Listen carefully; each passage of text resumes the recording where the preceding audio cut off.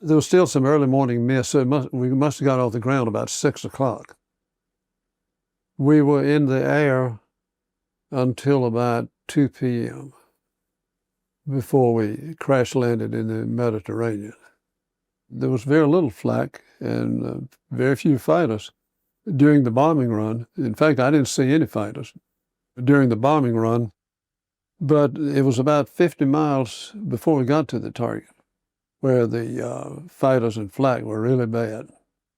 You could tell when you were in trouble because the German fighters would group off out to the side about, I guess about 2 or 3 miles well out of range.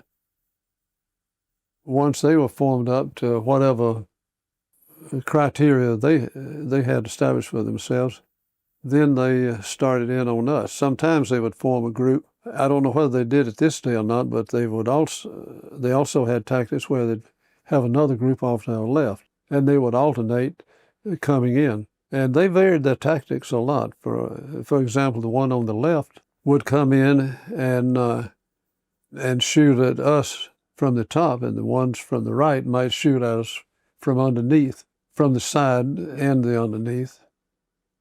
I never saw any multiple fighters come in. I've heard of it happening, but where 2 fighters would come in abreast. But I didn't see any of that. All I saw was single file attacks on us. And so you were firing at them all this time? I sure was. And that gets pretty rough because you're having to constantly swing that gun around to aim it, and the shells coming out on the floor. It's hard to keep your balance and footing because of the shells rolling on the floor. And that cordite powder, gunpowder, was not very pleasant to breathe, smelled awful. But of course, the worst part of it was seeing those sparklers coming at you.